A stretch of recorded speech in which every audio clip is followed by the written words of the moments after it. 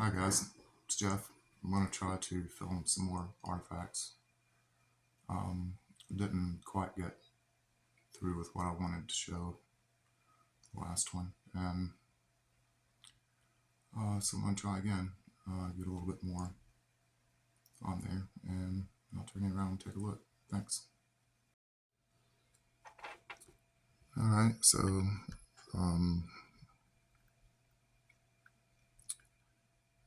this piece, I showed this piece on the last video, and I had a couple of things I wanted to point out on it.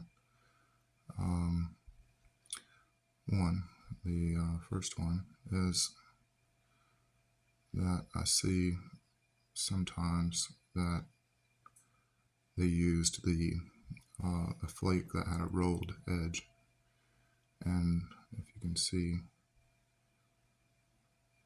what happened there, when the flake was struck, it didn't make it all the way through the piece of stone that it was attached to, and it broke out. That leaves what's called this rolled edge there that you can see. And this piece it's been used so much that that part is actually polished, and I don't know how long it takes to do that.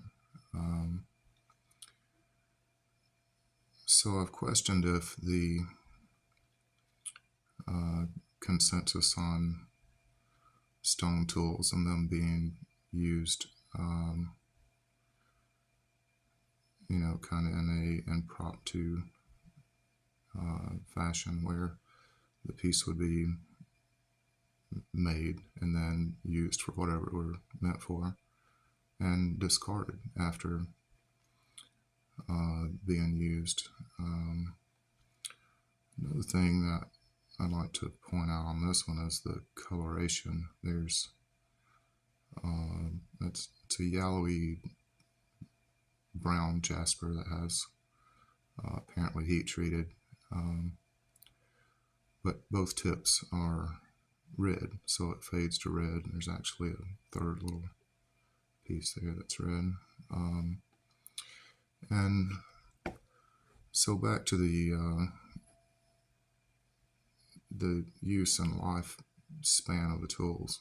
I'm not sure how long it takes using an extremely hard stone tool by hand. How long does it take to polish a piece of that? I mean, there's a lot of people that do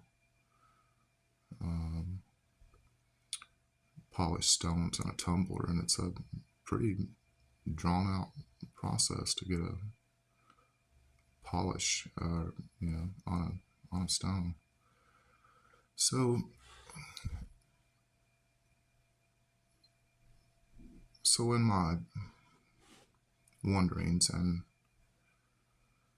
of course everyone's heard the proverbial rabbit hole, and I'm afraid a lot of people have went down those before, but I tend to think for myself, because I'm different and I like to do things differently, as going down a knot hole. So I'm going to go down a knot hole on this and just throw this out there. I don't think that the impromptu use of tools and them being tossed once they're done with it is really an accurate thing. I wonder if a tool such as this, it has possibly several uses and could be a multi-purpose tool, but mainly it has these two tips, which this one seems to be, of course, used the most, so maybe it was held like that, this being the most used part. And I mean, all this is a razor edge with use wear. But that if a tool could have been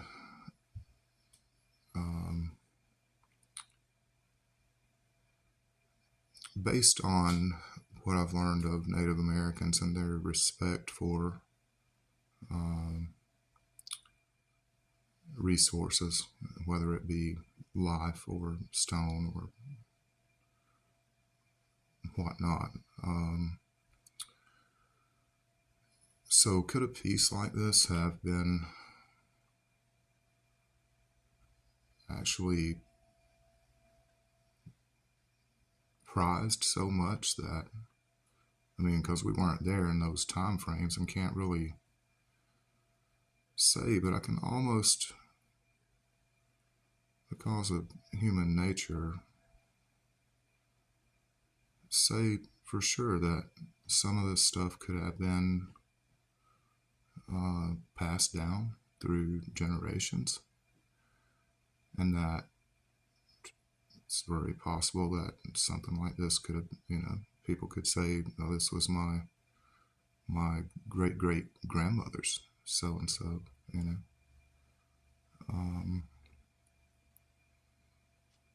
hard to say since we weren't there. But enough of that. The pieces I've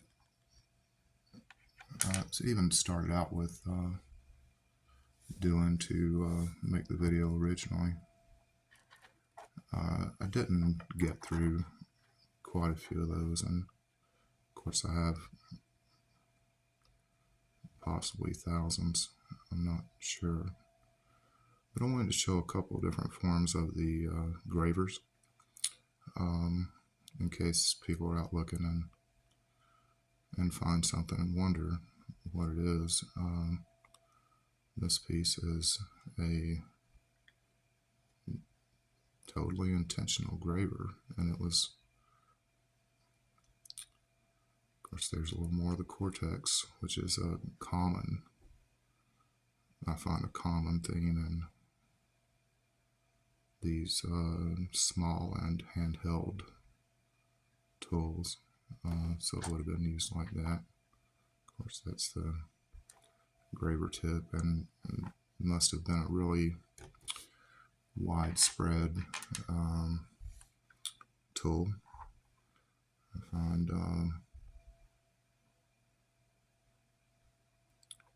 find a lot of these,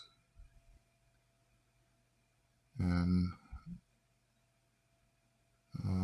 a lot of the tools that I'm showing I suspect to be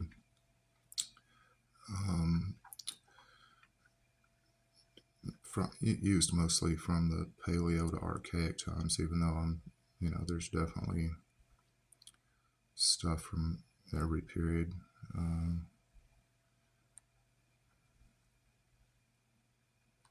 Cortex on the back.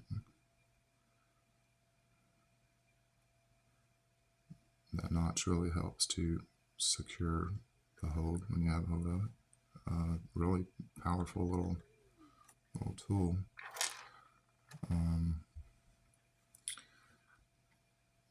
This is an interesting piece. Kind of a triangular section. Sometimes these are referred to as orange slice pieces, which you can kind of see the resemblance if you were taking an orange apart. This one is a little more than most because it's actually usable on both ends. It has the graven tip on both ends. And yeah, it's a really powerful tool. It can be gripped well and really could do whatever you're doing pretty efficiently. Let's see another one of the same Same style. Of course, again, there's a little Cortex on there.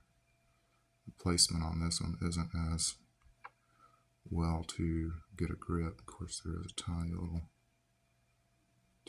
bit there also. But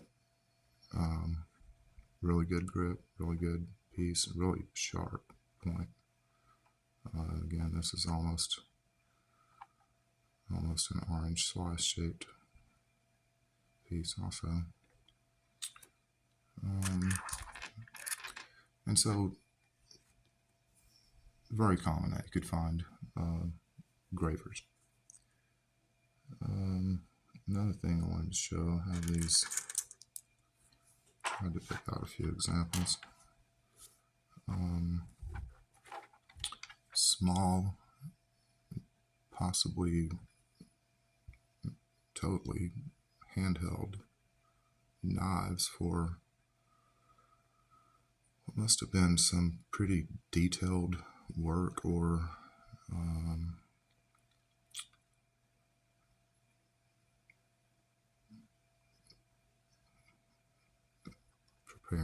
preparing feathers, preparing rawhide, leather, woodworking. It's amazing how well the tools do at woodworking. So this piece is, of course, there's the Cortex again. Very little edge work, but they really didn't need any. Held like that, and that is then basically a razor knife. It can be held onto really well. Even the ergonomics that are designed into some of these pieces, it's almost impossible to, as a flint napper, how, were they in that much control of the pieces of stone, or to make them so that they could be held onto and used. This piece, this lancet or bladelet is super high quality chert. You can practically see through it with the light. But you can see the Cortex on the top edge there. It's been dulled a little on the back corner. It is, to me, left-handed, but meant to be used like that, and super sharp, like dangerously sharp. You could easily cut yourself.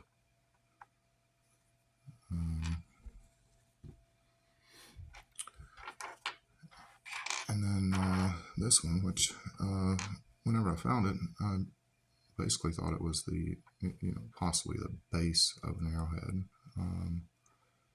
And then I got it home and cleaned it up, and inspecting it closer, realized that no, it's instead a knife. You see the Cortex there. Well, it'll show so this was broken into a dip. So there's the dip there, the Cortex to hold onto it there, and just extremely sharp edge. Really not what I see people showing when they look for artifacts. Oh boy, so I have a lot of pieces, and I'm not sure I'm going to be able to get to all of them. I'll try. This may be like a part 3. Or there may be a part 3. This is another piece that was used as a what I feel like is probably real similar to a razor knife. It's almost as if this were hafted. You can kind of see the shape of a base there. It's offset, so it's angles like that. And if I only found one thing like this, I'd question if it were that. But so I have more. This is another piece. I think is probably the same tool. You can see the base it's made there. I think these were probably hafted. These two last ones. And so if you can imagine the handle coming off there, this is the blade of basically a razor knife. I mean, there's no other way to really describe it. Utility knife, razor knife.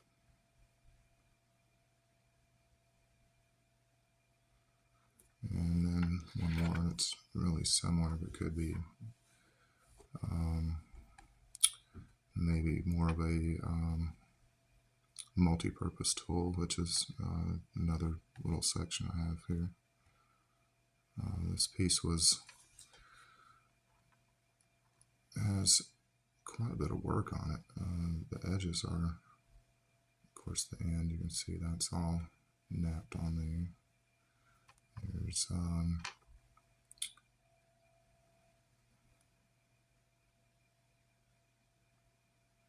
edge work all down that side, along with some use wear.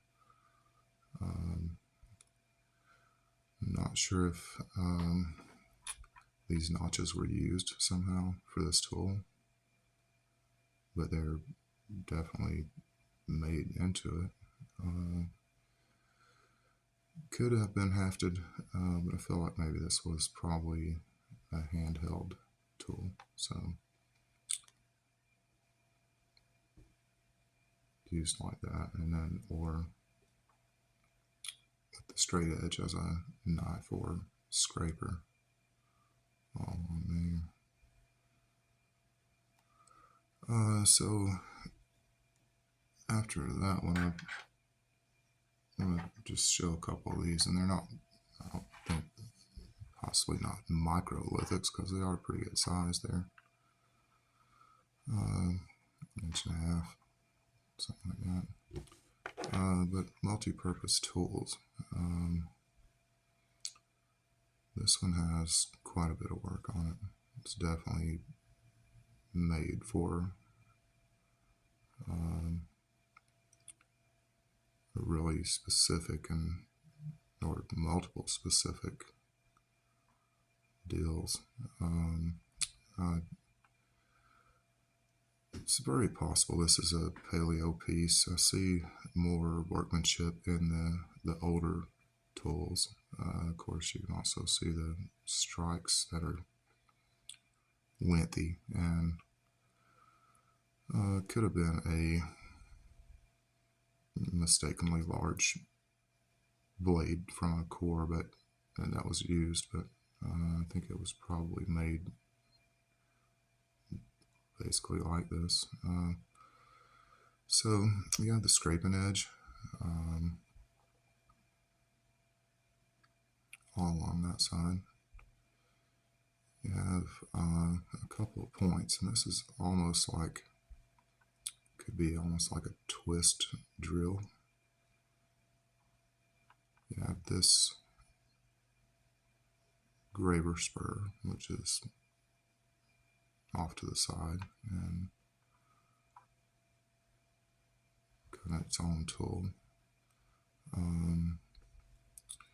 And I mean, possibly other sides that could have been used. This one seems to have some polish on that. Definitely, it's really worn smooth there. I saw that until it was in the camera.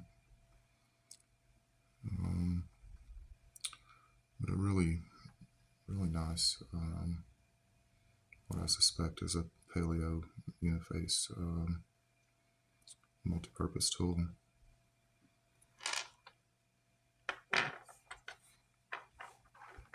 And this one too, it's of course Cortex.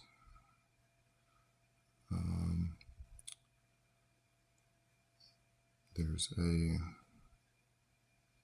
heavy chip there, which is, I suspect, a spoke shave for smoothing shafts, like for dart shafts. This end is an end scrape and also has a curve to it, so would be used something like that. And then the point that's left there from the chip that's missing here, not missing, but intentionally placed there, is probably another graver.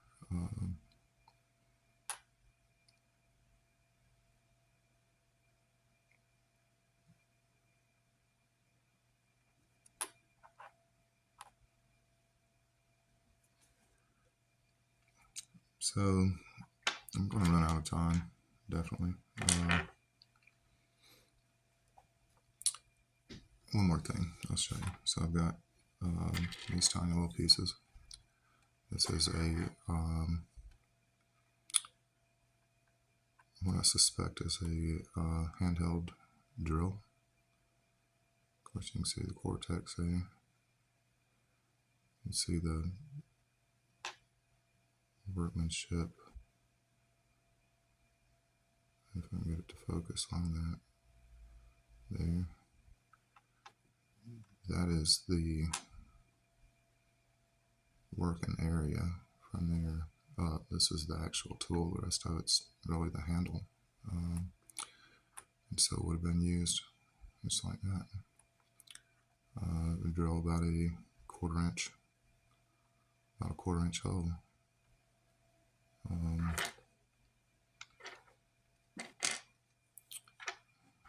This piece, of course, people might recognize this if they found it as being definitely an artifact of some kind, but I think it's a small drill. Interesting that it has these square edges on the back, and the symmetry is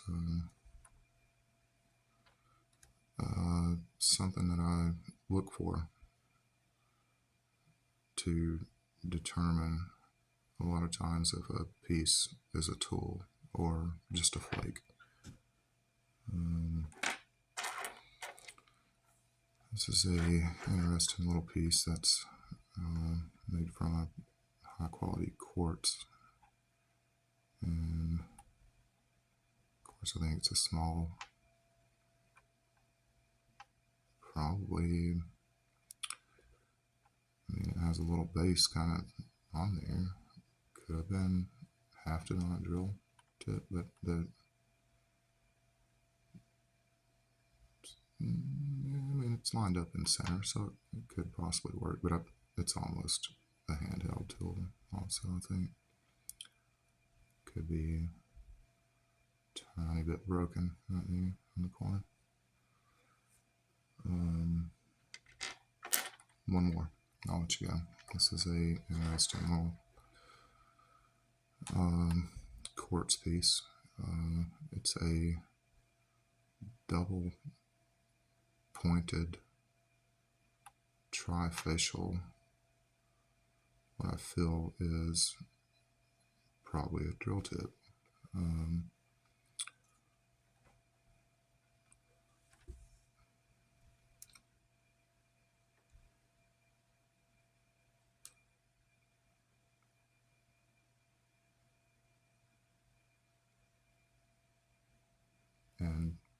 this isn't a common thing that I've found, but maybe I'll find more now that I've recognized this one and have a chance to.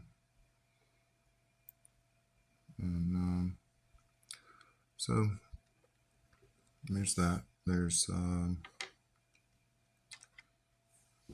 like I said, there's a lot of these tools, and I think they're overlooked a lot, and possibly hard to find. And also that because of this being such a chert poor area, the pieces really stand out. And as far as finding them, every little piece of chert is not indigenous here, so it really does stand out when you find it. And a lot of places that are have a lot of chert, it may not even be like that.